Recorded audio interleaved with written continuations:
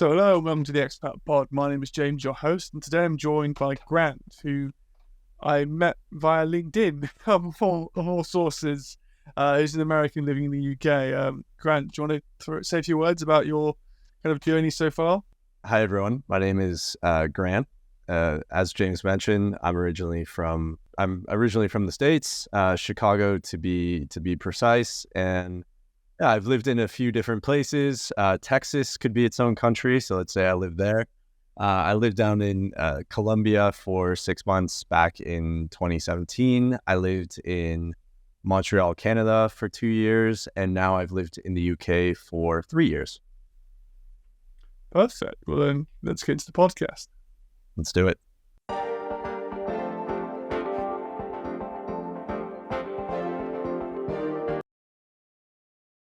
So I had a conversation from one of the podcasts all about getting there. So Grant, you lived in quite a few places by the sounds of it, and I agree with you, Texas could well be a different state, or a different country, sorry, not state.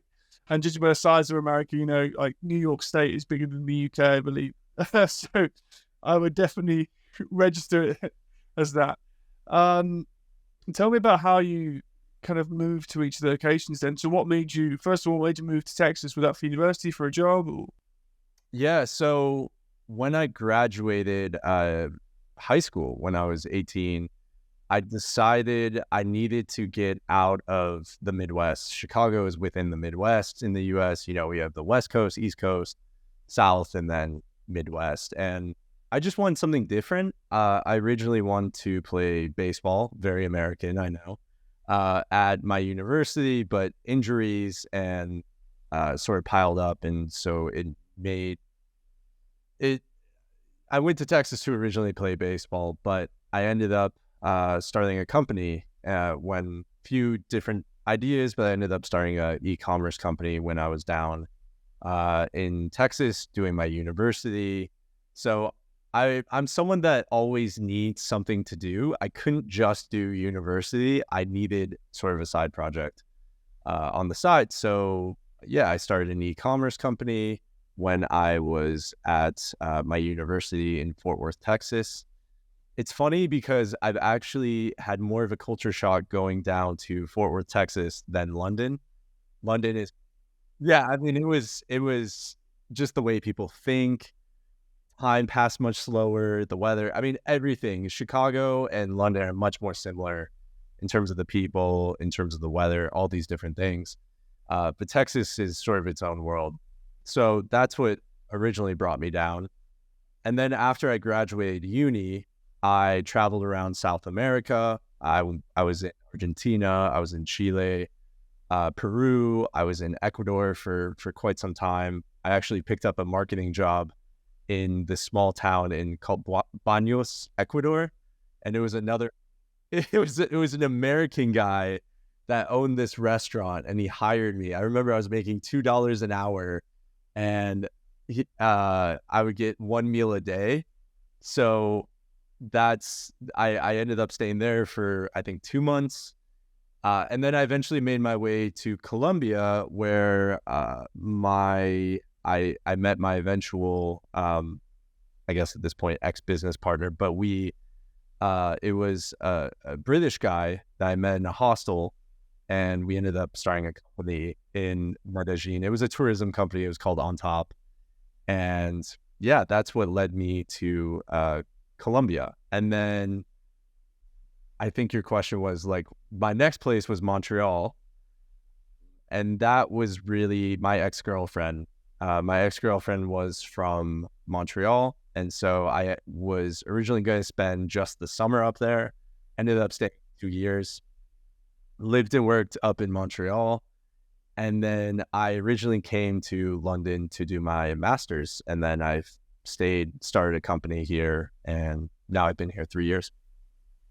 Nice. And so it's quite a long journey. It's a lot, yeah. Quite like a tortuous path as well. Yeah. When you were, I guess, Texas, no visa required, I assume. No visa. Maybe a gun, but yeah, exactly. Open carry. But for South America, obviously to live there, I don't know what it's like in the US, but did you need to have a visa? Did you need to have a certain work permit in order to go and spend so much time there? I guess traveling might be different, but when you were staying for 6 months in Colombia, did you have to provide anything? It's funny because this was back in 2017. So today there would be a digital nomad visa. You could apply for it. But at the time, you basically had to do visa runs. And so that's basically what I did. When I say visa run, you had to leave the country and then come back. And so that's basically what allowed me to stay in the country for 6 months. But after a certain point, after those 6 months, I basically had to get another visa, but the company didn't really work out. And we decided not to pursue the tourism business. We were a bit naive. I mean, I think both of us, we both worked on companies. He worked on a company in the UK. I worked on a company in the US. I was learning Spanish. And while that was all good and well, it's just a completely different business environment in Colombia compared to the US. So that's the long and the short of it for Colombia. Nice. Well, not so nice. Sorry that didn't work out, but good to know. I guess a good lesson for yourself, at least in terms of, working in that kind of environment in South America. And then going forward in time then to Montreal. Obviously Canada and the US have quite a close relationship. Was there a process for you to have to go through in order to, I guess, able to be working in Canada? Yeah, so working in Canada, working in Montreal, first of all, Montreal is in Quebec, which is the French-speaking part of Canada, and that's sort of its own world compared to the rest of Canada, much like Texas is its own world compared to the rest of the U.S. And a lot of people don't know this. I actually, back in the day, I still have it, but I'm not as active on it. I have a travel blog called Carry On Travel Fitness, and I wrote a whole article about how Americans can move to Canada. But basically, you have to go through a recognized organization. I think it's called an RO. I could be wrong on that. But I went through, it's called BUNAC, BUNAC, and basically they apply for you. So you pay a fee, you get a 1-year visa, and then you have to go back to them again, and then you can apply for another 1-year visa. So you're able to stay there for a total of 2 years. After those 2 years, you have to decide, depending on the province you stay in. Quebec was a little different in the fact that I could apply after that time for, I believe, permanent residency. I could be wrong there. But I made the decision to move out of Canada. So it's possible for Americans. I think for Brits, because of the Commonwealth. It's not too bad. I looked at going. You took a 2-year travel visa, so a working travel visa. Yep. And you need to have a certain amount of money in your bank, and that's it. Yeah. You can go, and then they help you get a job, and you don't need to have a job when you go. I think you need to have a certain education, maybe, as well. Fair. Yeah. Some things. So I'm an engineer by trade, so I keep getting messages from them saying, "Hey, we want you." And when I was a graduate, I would have gone, but alas, I ended up doing something different. But it was always on my mind. That in New Zealand, have always I subscribed to something when I was 21. And I keep getting emails from them every other week. I think there's also a green card lottery in America that I also signed up for once, and I always get emails from them as well. It's look at you, James, just trying to go all over. It's kind of the premise of this podcast. I like that. I like it. Yeah, you were in Sweden before, then came back to Britain. Yeah. I love that. Yeah, not too sure where to next, but hopefully somewhere interesting. We're very similar regardless. Yeah, I no issues with moving around as long as it works for my relationship. It's good. So after Montreal, did you go back to the States, or did you then move straight to the UK for your masters? Yeah. So after I moved out of Montreal, which was in 2019, June of 2019, obviously, 6 months or so before the pandemic, I traveled around Europe for a bit, and then I came home and I was sort of gearing up for my master's year. I did the application. I did sort of all that stuff. And then obviously the pandemic hit. My plan was actually to travel more of Central America. So I was able to go to Costa Rica, but I had to cut that trip short and go back to the US. But I was going to go Costa Rica, Nicaragua, spend a lot of time and, probably go through El Salvador and, go through some of Honduras, some of those countries, and then up through Mexico, back to the US.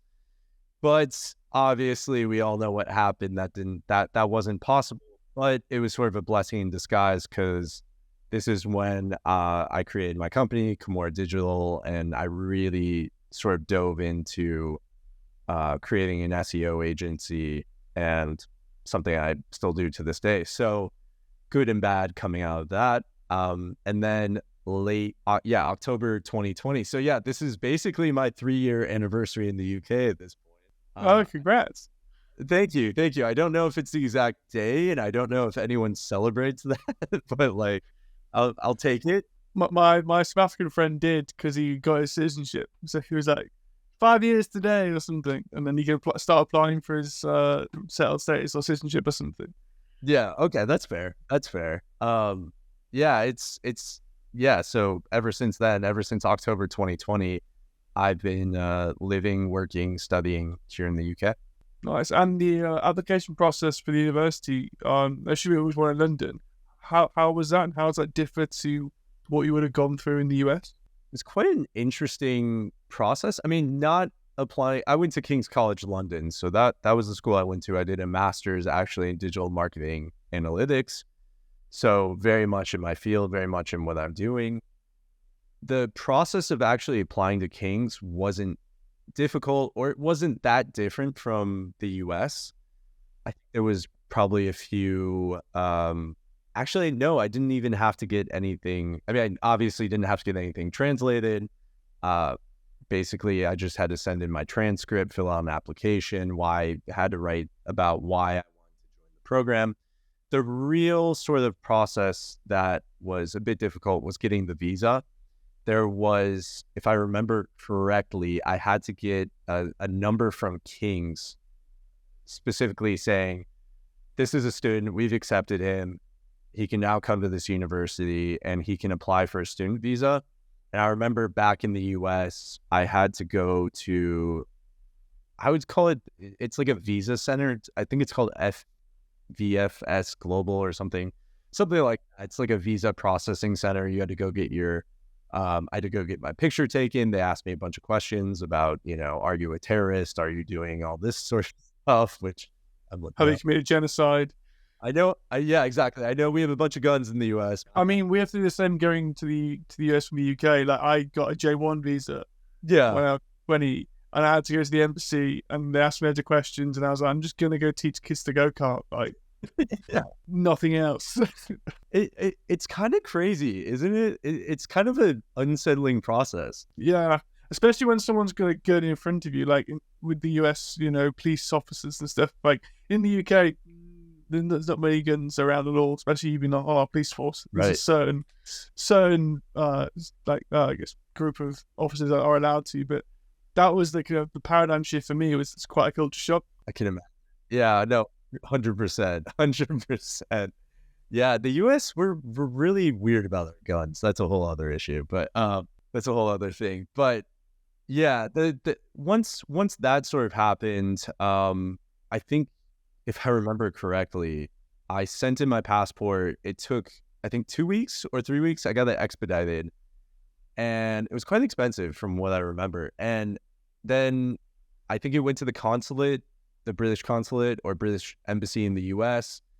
They put in a visa in my passport, and then once I came to the UK border, they stamped it, and then I was able to get a residency card and also my King's College student card. Nice. Well, that's quite interesting. It's quite a long process in itself, I guess, but also rewarding because you've now got your master's degree and are still living here. Yeah, definitely. Well, was there anything else you needed to do in terms of like accommodation before you moved? Did the university help you out with that? Did you find your own? I actually found my own accommodation. Maybe, I think, when I moved to London, I was 26. I can't believe I'm 29 now, but I was 26. So I think what was a little different is I did my master's. I was a bit older than everyone, and most of my classmates were younger. They were probably about 21, 22. Most had just finished university and then just jumped right in to do their master's. So I'd worked a few years. I was a bit older. So I think I definitely knew that I wanted accommodation in the city. I didn't necessarily want to live like in a dorm or anything like that. So no, Kings didn't help me out with any of that. They did have suggestions. You also, all of this was happening during the pandemic, which made my master's experience quite unique, to say the least. Let's put it that. I can imagine. It was unique for everyone in many ways, but I guess for a student, you lose quite a lot of the student life. But I'm sure we'll touch on that a bit more in the next section. I guess to kind of round up section 1, is there anything else you kind of needed to do before you got to the countries you went to? The one thing I'll add on is that after my master's, I applied for the graduate visa. The graduate visa, so ever since Britain left the EU, as I had Brexit, and once Brexit happened, once that actually was good for me. I mean, I'm probably the only person saying this, but like that it wasn't good for me. It was terrible for you, James. Going to Sweden, I can imagine that was a whole process, but like it was great because what they ended up doing, the British government came out with the graduate visa, and I was the first class to actually be able to get it. And the graduate visa is a 2-year non-renewable visa that allows you to work and live in the UK. You can be self-employed like I am, or you can work in any company you want to. You can move around as much as you want. As I understand it today, I've heard rumors that's going to get reduced to 6 months. If I can be an advocate on your podcast, I highly recommend that the UK government does not change it. I think there's nothing but benefits to it. You have highly skilled, highly educated people in your country, trying to be good citizens, paying taxes. Just, I think they should make it longer personally. I'm a little biased because at the end of my 2 years, there's no way I can actually continue unless I would work for a company or, my startup would be much, much bigger than it is.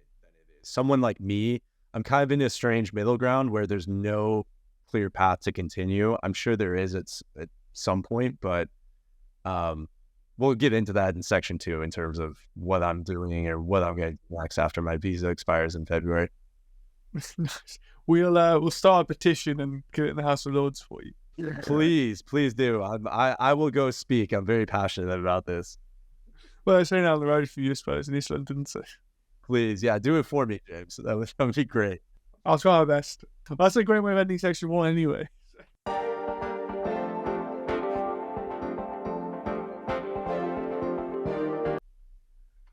Hey, welcome to section 2 of the podcast, all about being there. So, Graham, I think this is where I try and ask my guests to kind of lean on their experiences or try and hark back to when they first travelled or when they first moved somewhere. Obviously, you've been to an insurmountable amount of countries, or quite a large amount anyway.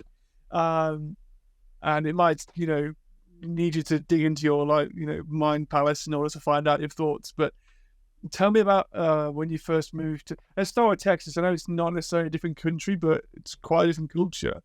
So tell me how that was like when you first arrived and first kind of got involved in society there. Texas is a really interesting place. I tell all of my friends here in London, all my foreign friends, I tell them all, go to Texas. It's just, it's like nowhere else on earth. You imagine, and where I live specifically in Fort Worth, you think cowboys, you think of horses, you think of cattle drives, things of those natures, honky tonks. That's all there. The cowboy boots are there. It's funny too, because I walk around London and I see girls wearing cowboy boots everywhere. It's recently become a trend. I don't know what's it like in the Midlands. I don't know what's going on up there, but at least in London, every girl has it. And it brings me back to Texas. It makes me think of Texas. And, my first impressions of Texas, I moved there in August because that's when my university was starting, and it was really hot. That was my first impression. It's people are things just move slower. I'm from Chicago. Chicago's a big city. We always it's a cold place, and they always say that people in the South move slower because the weather is better and they just have more time in those regards. The weather affects them in some regard. That's how I understand it. And they're right. It's something like you hear the drawl, you hear the real Texas Southern drawl, which a lot of people love. It's funny, after my 4 years, I started saying ma'am, and I said y'all, and I said sir. Yeah, I became really polite. I was like, wow, I'm nicer. I'm nicer now than I was in Chicago. Look at that. It's just like everything is just like mega. I just remember like my first time I had my car down there. I originally drove my car down there, and you're going on the highways, and the highways are massive. I mean, 7 lanes. There's just all sorts of roads going to all different places. Every other billboard is either for a church or some sort of DUI lawyer. I mean, it's just full on in your face. Or a barbecue place, maybe. Yeah, a barbecue place. And James, the weirdest experience, and I just never understood this, but it's got to be a cultural. I remember close to my university, there was this bar where we all used to go as freshmen, as first years. And of course, in the US, the legal drinking age is 21. But of course, when you're underage in the US, everyone has a fake ID. I did. I had like 2 or 3 from, I think from Wisconsin, and one from Washington, D.C. I hope I don't get arrested for that, but this years ago. So I think they're burned at this point. But anyway, there was a bar near campus called Aardvark, and that was where all the first years would go. And I just remember on Sunday mornings they would have church at the same bar where all this debauchery happened the night before. I mean, the bar used to close at 2 a.m. 7 hours later, there's church in the bar. I was just like blown away by this. The big confession section, maybe. Yeah, I apparently it was. It's just Texas and the U.S. in general is just a place of contrast, and it's just a place where I think a lot of people go, that doesn't make any sense, but you just kind of have to go with it, and that's one of the beautiful things about the U.S. in general, but especially Texas. That's quite a whirlwind, or kind of like a quick overview of Texas then compared to Chicago. Kind of going further south, it's just into South American kind of adventure. Stick to Colombia is because you spent most time there. What was that like when you first arrived? How was that experience? Obviously, you'd be traveling through South America, so maybe you would be used to speaking a bit of Spanish, or how was your Spanish when you first arrived? Could you speak it, or were you very much a Don Diaz de la Biblioteca kind of person? Uno más cerveza. Yeah. So originally growing up in Chicago, I actually went to a French school. My parents said, it's very strange, I know, but it's literally called the French International School of Chicago, Lycée Français, like all over the world. They're everywhere. And there was one in Chicago, and so I'm fluent in French. I still work in French. I have a lot of French friends. French and Spanish are not terribly different. I think also in the U.S., we're so impacted by Latino culture. It's sort of everywhere. Spanish is so ubiquitous. Everywhere you go, there's some sort of Spanish. Most official documents are in English, but also in Spanish, especially in a place like Texas, where it's actually majority Hispanic. So going back to Texas for 1 second, the grocery store I used to shop at was a Hispanic grocery store. It was across from the Vietnamese. There was a Vietnamese part, and then there was a sort of Mexican or Hispanic part. And one store was completely in Vietnamese, and the other was completely in Spanish. And I used to go to both because that's the cheapest produce. You're a university student, and that's where I got all my plates and whatnot. So I started learning a lot of Spanish that way, just shopping at this grocery store, I learned, okay, fish, pescado, meat, carne, different stuff like that. Also playing baseball, heavily, heavily influenced by Cubans, Venezuelans. So I played with a bunch of different players that only spoke Spanish. So I always tried to communicate with them. And that French gave me a leg up because you can kind of understand what's being said. So by that time I reached Colombia, I spoke probably B1 Spanish. I was studying every day. And then as soon as I had my business there, I really turbocharged my Spanish because I had to understand things. I had to understand what was being told to me. Most people in Colombia, I don't know today because it's a much popular tourism destination. At that time, not a lot of people spoke English, especially in the rural parts of Colombia. In the bigger cities, in Medellin, in Cali, people spoke people spoke English, but you still needed Spanish to get around. So it was a fun experience learning Spanish, and I had good reasons to learn the language. I remember the language is one side, but culturally, how different was Colombia then to where you were? It's your lifestyle in Texas and in Chicago. Obviously, you said you were in a hostel when you first met your business partner at the time. So. Yeah, it's called Los Barrios, and Los Barrios is a lovely couple. Actually, they were our first client in our tourism business. Absolutely lovely couple. Highly recommend it. I think it's one of the best hostels in the world now. I think Hostel World ranked it as one of the best hostels. I think we were like the first guest there. I mean, it just opened when I went there. So it was a really cool time. The energy was amazing. The staff were so helpful. They were like, hey, if you can, every day it was like, oh, we're having a barbecue on the rooftop, or we're doing this because they want the reviews. And Colombian people are just so warm. I mean, Colombia is still one of my favorite countries I've ever been to. The people are just so beautiful. The food is really good. The weather's great. I mean, there's nothing not to like about the culture. The people are really, really friendly and really helpful. Both my business partner and I really stood out because, I'm 6'1", blue eyes, blonde. He's even blonder than me, blue eyes. He's about 6'4".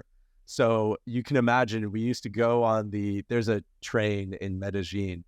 I remember we used to go and everyone would just stare at us and be like, who are these guys? The NBA players are here. Yeah. The NBA players, exactly. But people were, really curious, really friendly. Where are you from? And of course, with Colombians, there's a lot of Colombians in the U.S. So, of course, a lot of Colombians live in Chicago and Texas, of all places. New Jersey is a big place for Colombians. So there was a lot of people that had connections to the U.S., and that was always cool. They knew a lot about the U.S., and it was great to have those conversations with them.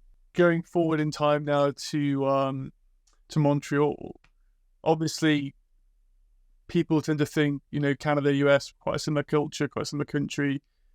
Go to the French part of Canada, a bit different again, but as you mentioned before, you're fluent in French. It probably helped you, even though I've heard Canadian French is not French. What was your experience there? So Quebec, Montreal's its own place compared to the rest of Canada, as I previously mentioned. I loved Quebec. A lot of the people don't like Quebec, and I understand why. Once you kind of get into the culture, you understand they're really defensive of French, but they kind of have to be.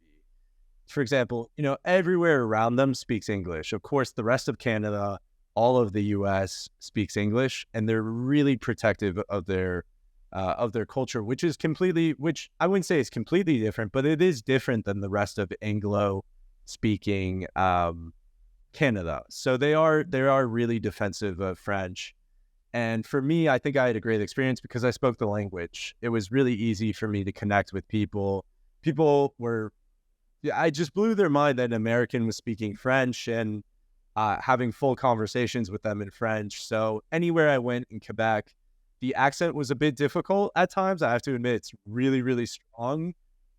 But I did actually, my French accent was actually influenced by Quebec French. So now everyone's like, wait, are you Canadian? Are you French Canadian? And then I'm like, there's some words that I say are definitely French Canadian. But going back to sort of what you were mentioning in terms of like the culture, what it was like up in Canada, my job was pretty interesting. I worked for I found a job as the bachelor party planner. So I did sales and marketing for a bachelor party company. It's called Connected Montreal.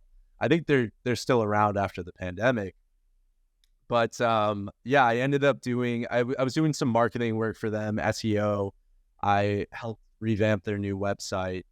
And then they said, "Hey, do you want to do sales as well? Like, do you kind of want to run that area?" And I said, "Yeah, sure, why not?" So that was really getting on the phone, following up with leads, emailing guys. And these are really high-end bachelor parties. We're talking $50,000 and $1 Oh wow, bachelor party. serious industry. A serious industry, and this, really high-end clients coming in from sports, from politicians. For some clients, we had to sign NDAs. So it was really a fascinating time doing that. And I really got to know, not only did my business skills improve, but I got to know a lot of different people in Montreal, and just really warm, lovely people as well. I really believe in the saying, whatever you're looking for, you'll find. So if you're looking for nice, warm, friendly people, you're probably going to find that. And if you're kind of looking for the opposite, you're going to find that as well. So yeah, I kind of take that mentality wherever I go. And definitely I would recommend learning the language any country you go to, because it just makes your experience so much more vivid, so much more brighter. You're able to interact with the local people. And honestly, I think it's a courtesy if you're going to live in a country where your native language is not the language. That's a great point on language as well, because I noticed that everyone has a different personality in the language they speak, depending on how they use their language, right? So if you use French for professional terms mainly, obviously you haven't, but if that's what you've kind of grown up doing, you'll probably be a bit more professional, more reserved in that language, or Spanish or whatever. Whereas if you speak, English and all your friends are English, and you have all your your jokes and your kind of humor culture in that language, then you'll tend to be a bit more emotional. I know this is a thing about bilingual people, and if they were trying to save someone or make a decision that which the emotion would influence quite a lot, they would be a lot more keen to act a different way in their native language, because that's what they inherently link a lot of emotion to. So it's quite interesting to understand about language and your experience of it. Even if it is in an old dialect of French. Yeah. Well, they would argue, the funny thing is French Canadians would say this is the original French. It was the settlers that came over and we kept the original French. But if you go to France, they would argue differently. So it's kind of this rivalry. I would compare it to maybe like Shakespeare in English. Yeah, exactly. It's kind of that. It's kind of American and British English in that way. Yeah, because you mentioned about earlier with your not having to translate your documents, but you have to add loads of U's, change Z's to S's. It's a translation in itself. Luckily, I got used to that in Canada. They have all the U's and behavior, all those color. Exactly. As we would say in America, let's just shorten it. Let's just. Well, it was done. Quite.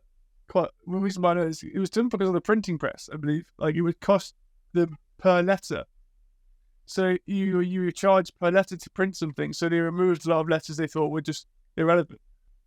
That is fascinating. James, I always wondered why, and it's one of those Google things. Where'd you find that? That's. I can't remember. I think it was on QI or something. It's a TV show in England called QI. It's got loads of random information, but I think that's why they did it. That's my kind of show, because I love random information. Thank you. Get on it. Appreciate that. Yeah, it's a very British show as well. You'll learn a lot about British culture from that show. Even though it's hosted by a Danish lady. Yeah, that makes sense. Good segue into the UK then. Yeah, exactly. But quick question back: when you left Montreal, did you go back to America, you said, for a little short while? Or? Yeah, so I did some traveling around Europe. I was in actually Spain and Portugal traveling around. Did I go anywhere? I don't think maybe I went somewhere else on that trip. I can't remember. I know I was in Spain and Portugal. And then I spent the rest of that year applying for universities. So I think I came back to the US in September, October 2019.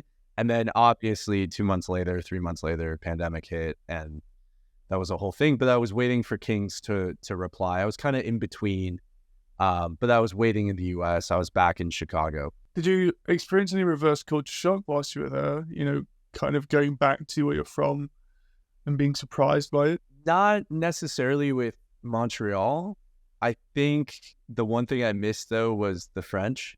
Because, for example, you'll walk into a store and in Quebec Parliament, they made it, there's all these debates about language and French and English. So if you walk into any store, they have to say bonjour, hi to you. Like, it's very strange, but like Wales. Yeah, exactly.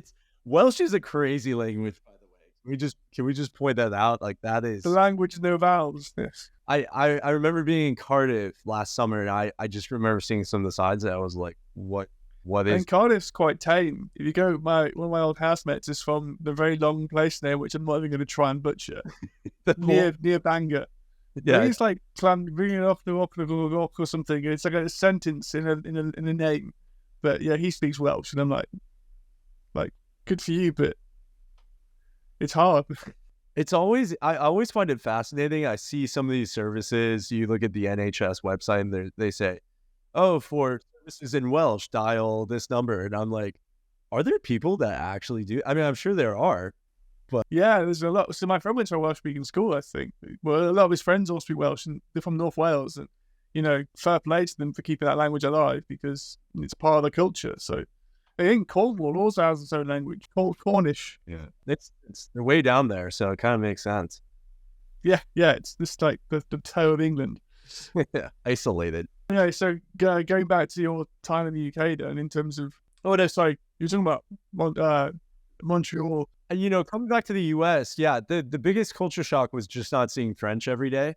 That was the biggest culture shock. Otherwise, I would say also another thing in Quebec specifically, not the rest of Canada. Toronto is completely different, but Montreal is different this way.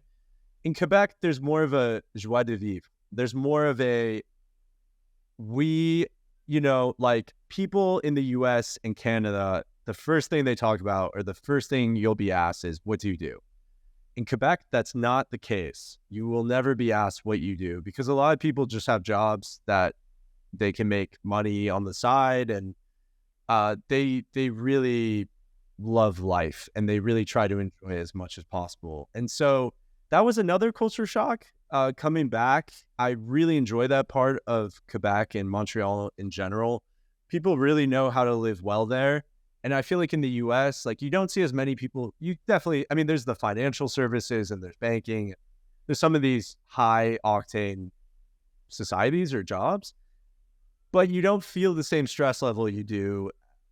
You go to New York and it's a completely different vibe compared to Montreal or Quebec City or anywhere else in Quebec. So that was another culture shock as well. Yeah, it's quite an interesting point you mentioned. Like, I feel a lot of society, especially now, you're defined by what you do, not like who you are. And similar in Sweden, again, it was quite a similar thing of like, people didn't really ask what you did. It's more like, you know, what you do for fun or how you spend your spare time actually defines out who you are, because everyone works 8 hours a day in the middle of the day to make money. It's how you spend that money and time outside of work. It really shows who you are. Couldn't agree. Honestly, as I've gotten older, I agree more with that approach. I think what I've always tried to do, or what I'm trying to do now, is sort of hack the system where I have US salary, but in Europe, and have like a European style. I think that's kind of the best way to do things in my experience. I always tell people, if you want to go to the US, go with a purpose, go with a reason to start the company. Maybe you're focused on money, then go do that. go make as much money as you want because the US is really the place to do it. But if you're more focused on lifestyle, I really think Europe is the place to do it. It's a very good point. And then we'll talk a bit more about that in the next section. Okay. But moving forward, yeah, it's a little like teaser. Moving forward into the UK then. Obviously, how was that? Obviously, you mentioned that London and Chicago feel quite similar. Do you like the UK? What was your first impression of it? Was it, everyone drinking tea and saying yes, Prime Minister, and So I live specifically in East London. East London is gritty. It's kind of raw, as people would describe it. I like it. I like that feeling. I go to West London. It's completely different vibe. It feels completely different to me. It feels much more British than over here. This is probably why I live in East London, because it reminds me more of Chicago. And it's just a certain energy that's different. In my neighborhood alone, there's 85 different languages spoken. That's according to some sort of census. Actually, I saw it on a billboard. No, right, that's cool. Because, it kind of linked back to Brexit before, because, like, a lot of big cities in the UK kind of voted to stay because of how mixed they are, or how much diversity we have in this country. And, as you mentioned, 85 different languages is quite a good metric of showing that, we're not just English, we're a melting pot of amazing nationalities and languages. It's kind of what makes the UK what it is now. Exactly. And I find that beautiful. The US is that way in a lot of regards, and I find that fantastic. What does it mean at this point to be British or, from the US or American? Like, what does that mean? I think in North America, where everyone's asking these questions and trying to really figure out what they are. I think Europe, it's a lot more defined in terms of those sorts of things. But North America, what does that mean? What does it mean to be American? What does it mean to be Canadian? Really interesting questions of our times. And yeah, I think it's something we'll find out. But in the UK,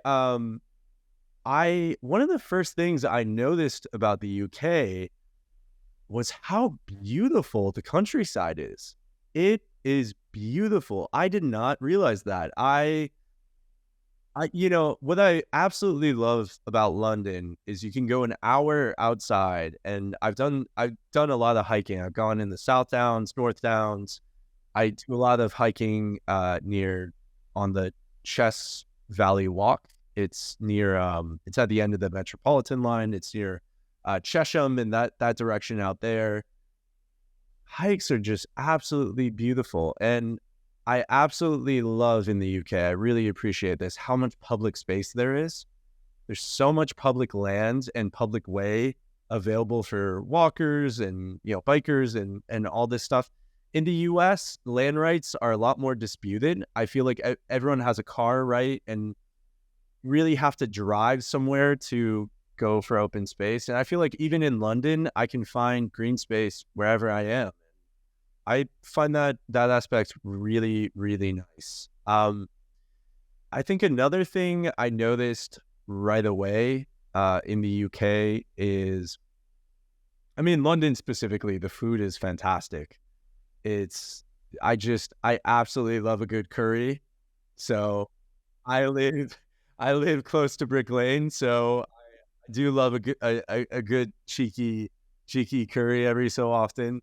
It's just, I absolutely love the food in the city. You can find any sorts of food. I found one of my favorite places in London is in Walthamstow, which is also East London. It's a Uyghur restaurant. It's called Edley's.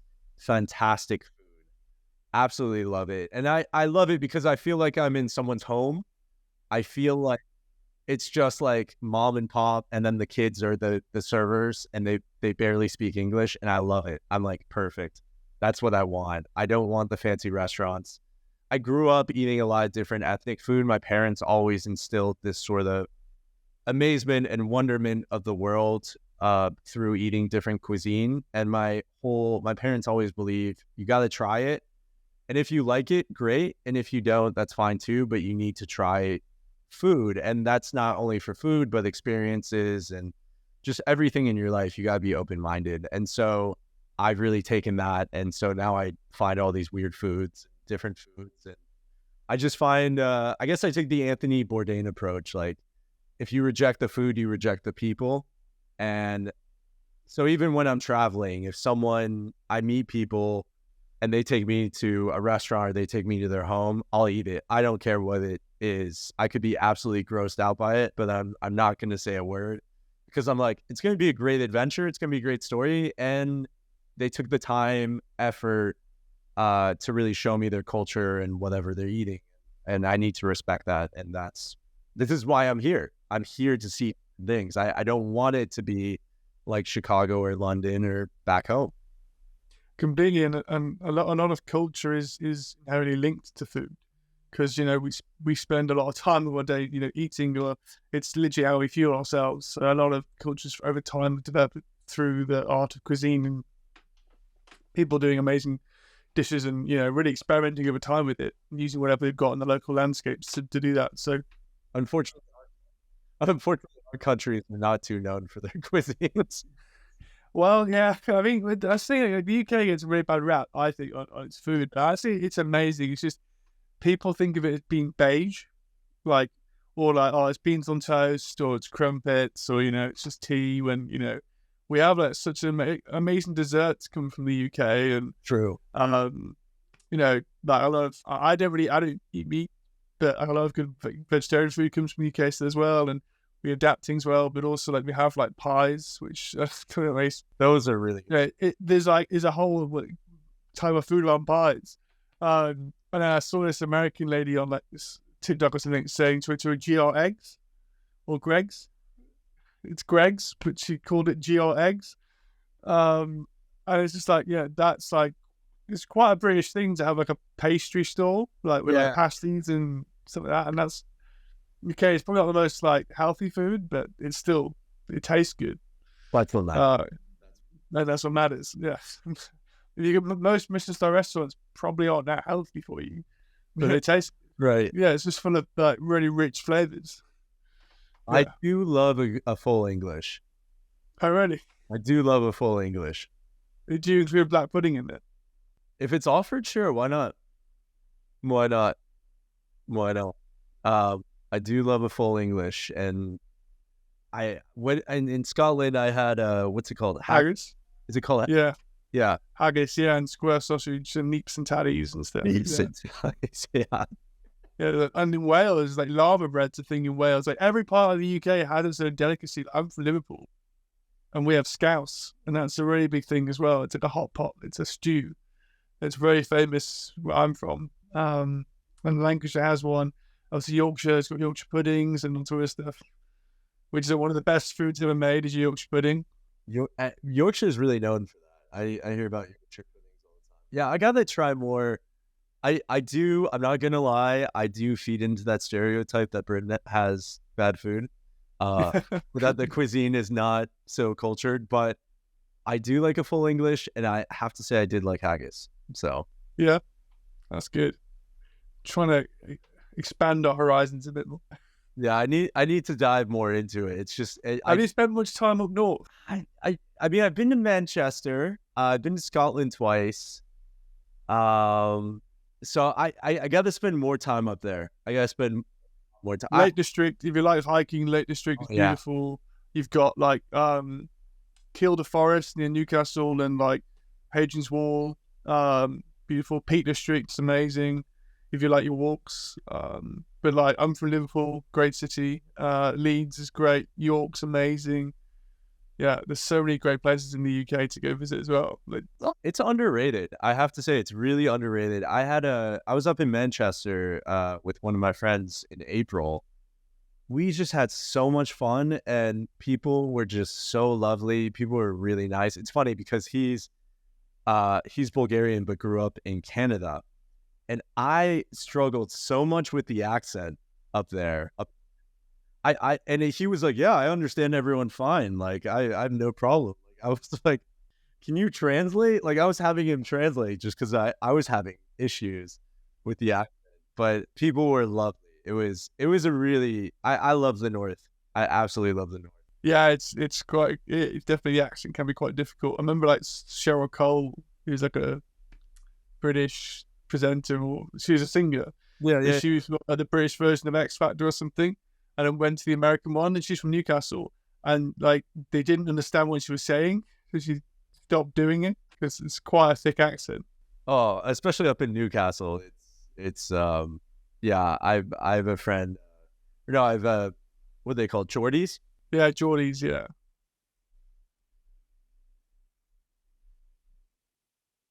Oh, it's so harmonious, and it's like someone said you should move all the call centers to Newcastle because you can't be annoyed with them. Yeah, yeah. It's really nice to listen to.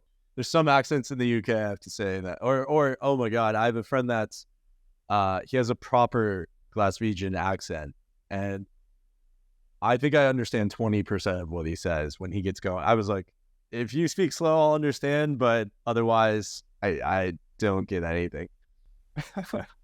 That's fun. Even I struggle with Glasgow, to be fair. I'm not too far from there, so That's a tough one. perfect. Anything more you want to add about your kind of things of being in all these amazing countries you've lived in? I would add everyone should live abroad. I'm a big proponent for that. I don't know if this is the section to do it in, but I think everyone should at some point live abroad and experience a different culture and way of living. And I think one last thing to think about, I don't know, maybe because people from the US or Americans, we get like, everyone has an opinion about the US. And maybe it's just the way I feel personally, but I really feel a need to be an ambassador for the country. And I want people to see, hey, like these Americans, they're not all stupid. I no, they're not all dumb. Some have brains. So I really try to show that, and I really try to show, okay, there's actually some people that are interested in your culture, and maybe that are a little different, a little more open-minded, and, you know, part of the 30% that have passports. I mean, that's how I feel about being British, especially in the rest of Europe. It's like, yeah, I'm trying to learn Swedish. It's hard. And you know, I don't just drink tea. Yeah, it's not like lads on tour. We're not all lads on Yeah, everyone just thinks you get drunk all the time and like just burn stuff or like, break stuff. I'm like, well, no, but the Swedes are worse than the Brits are when they go on holiday because it's so much cheaper. Yeah, Stockholm, it can get... Where were you living in Sweden, by the way? Gothenburg, so the West Coast. I've always lived on West Coasts, well, apart from the Midlands, but I grew up on the West Coast, live on the West Coast, up in Wyndham. And if we went to America, I'd prefer the West Coast. Fair enough. Yeah, you're a Northern Europe guy. Well, let's go into section 3 then.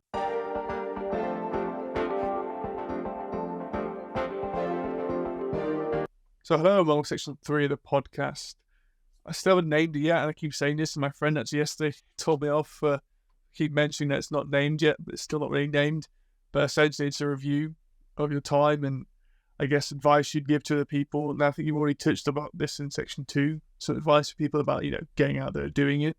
The first kind of question is if you can go back to when you first moved abroad or when you first moved to each of the places you lived in, what would you tell yourself? Not necessarily change anything, but what would you tell yourself to maybe like help you at least embrace it or try something different? That's a great question, James. Let's start there. That's what I would tell myself. I would tell myself I'm a person that takes a lot of risk, and I'll put myself out there.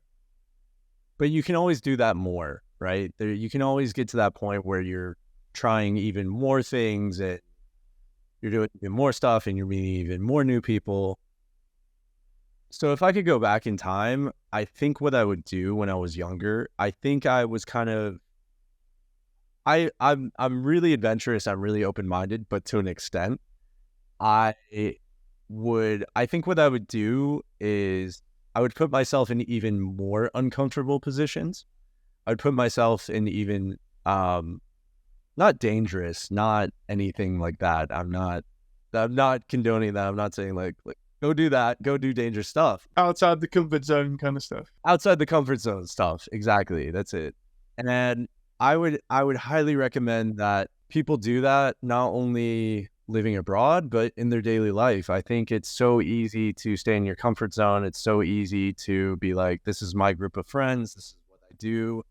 And I do that too, right? You get into a routine and it's easy to do. But I have only realized the value of your network. I used to be work, and I'm not going to try to meet as many people.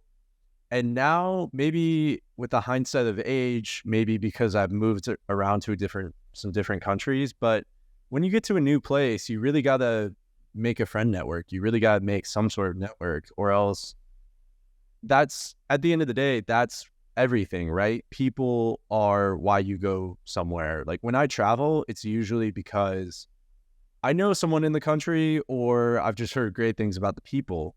And you can go see, whatever church you want, wherever in Europe, but it's all about the people at the end of the day. And so I think really taking the time to build that network, reaching out, on LinkedIn, like this was a new thing for me, promoting myself. I can promote businesses and I can promote other people with ease.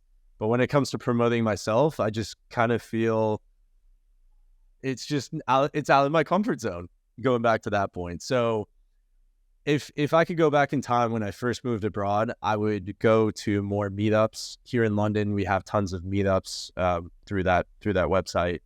I would go to a lot more of those, and I would probably go to more stuff I normally wouldn't go to. Like, I think I would probably go to more history stuff. Like maybe there's some of these, sometimes bookstores here in London have some sort of the author speaking or these sorts of things. Like maybe I would go to more of those things and then meet people there too. So if I could give myself one piece of advice, is I should push myself even more out of the comfort zone than I did.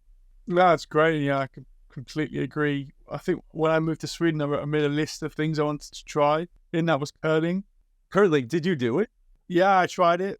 It was really bad, but I did it. I enjoyed it a lot, but it's really hard.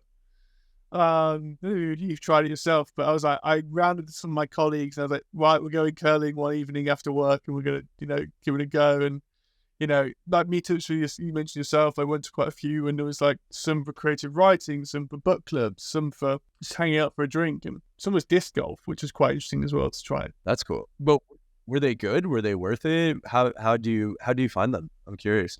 I learned something every one.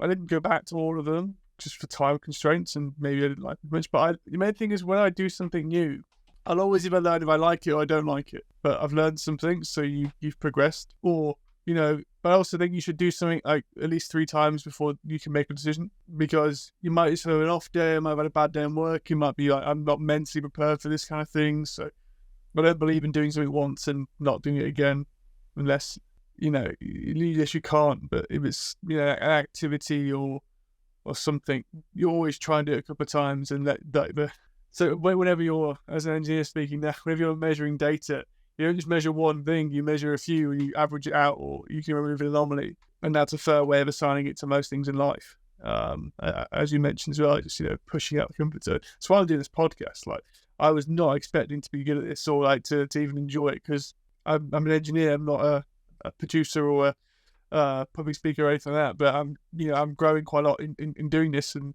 so meeting some amazing people like yourself, and all telling some really interesting stories. And I'm learning so much about parts of the world I've not really explored yet. I'd love to. Like, I had a lady on last week who was from South Korea, and I learned a lot about that culture, which I've not been exposed to much, apart from K-pop and Korean barbecue. But learning a lot about that is really interesting for me, because you gain empathy for all these amazing people who've come from anywhere, and you remove a lot of initial judgment people have, because what you're fed in your social media or your media streams is one person's voice. To really be trying to capture as many voices as you can to form your own opinion on things, and you only can do that by trying stuff and diving headfirst into everything. Absolutely. I couldn't agree more. And I think in this time, especially when so many countries, I mean, US, UK, prime examples, where immigration is so frowned upon, I think it's important to highlight these stories in terms of, hey, these are some people going to different places and really building something for themselves. And I think that's a really positive thing to show, especially at this time. And yeah, James, I think you're doing a fantastic job. I'm like super impressed with your Thank interview you. skills. I'm really, really impressed. You're doing a great Appreciate job. it. You're doing great work too. I'll slide you that £20 a bit later. Yeah. I'll get Venmo. You could at Monzo, big Yeah, I can monitor you exactly. Is there much else you want to add about advice for people? I think you kind of touched upon quite a lot of it, which has been amazing. But anything else you want to add to this podcast before we sign off? Oh yeah, I think the last thing I would really recommend people do is try to understand from a local perspective how the local people see the world wherever you are. It's always interesting to do that. I always like to talk to people in not even countries I'm living in, but countries I'm traveling to, and really understand their perspective, because you learn so much, right? Like you taught, I learned about the color thing tonight in the printing press. And, we talked about the North, and I learned about different UK cuisine, right? I learned all these different little tidbits that I normally would never know. So yeah, make some local friends as well. I think that's a big thing. Make that effort. It's well worth it. I know some countries it's really hard. Sweden, I can't even imagine, because they've had friends since their birth. I can't even imagine trying to make friends there. I did make quite a few Swedish friends, to be fair, mainly from work, and volleyball. I play volleyball, and that was a good way of meeting a lot of Swedes. I'm 6'6", so I would also stand out in Colombia. Yeah, when I was in Singapore, I couldn't stand up on a train. Yeah, 2 meters tall. Good Lord, yeah, no wonder you play volleyball. Yeah, I played basketball for a while too, but it was volleyball I preferred. A bit more social, especially in the UK. Or netball. Netball's the big one. Yeah, but it's not played by men very often. I played in school. We played mixed team, but it's predominantly a female sport, which I think having any sport assigned to a gender is a bit stupid. But because I played hockey as well, and that's not on ice, that's field hockey. But again, it's obviously seen as probably a female sport in a lot of countries. But a lot of ladies play that. It's quite rough, Yeah, no, I've seen it. Yeah, field hockey in the US is known as a female sport. Like I don't know any guys that play field hockey in the US. Yeah, it's very interesting that about sport and various things. But it's another thing which kind of links a lot of countries as well, like the sporting culture. But that's a whole other podcast. Yeah, I mean we could just talk about sports in the US. I mean that's a whole. Yeah, football and Texas, it's like a religion. So that's a whole. I went to Fenway Park as well, which is like a baseball mecca. Oh yeah. Of course. Yeah, I did my 7th stretch, and I went to the Cubs Cardinals game here in London. where were they playing? They played at not Wembley, West Ham. Where's West Ham play? Oh, the London Stadium in kind of. Yeah, yep, in Stratford, exactly. It was my brother was in town. It was great timing, so I got that as his birthday present, and we had so much fun. Oh, what a great way of ending the podcast. Yeah, perfect. And I think just thank you, Grant. I appreciate all your, time and your wisdom to kind of go through what you've done. It's been quite eye-opening, especially with lots like South America, but also like the fact there's a French-speaking school in Chicago. I'd never thought of that. Well, not one that American might attend anyway. Obviously, French diplomats might send their children there, or French business people might do that. But it's really, really you led an interesting life in such a short time. So, yeah, thank you for sharing it, and thank you. Hopefully, the listeners also will appreciate it as well. I don't know if you want to kind of plug your SEO business or. Yeah, sure. If you're looking for any SEO needs, I primarily work with tech companies, but of course, if you have any business, I I'd be happy to discuss it. And you can find me it's called Kimura Digital, Kimura Digital. And you can find out more. I'm sure you can find me on LinkedIn. James will link that. But Kimura.digital is my website, and you can find out more about me and my services. Perfect. Anyway, we'll see you next time for the Expat Pod. Thanks so much.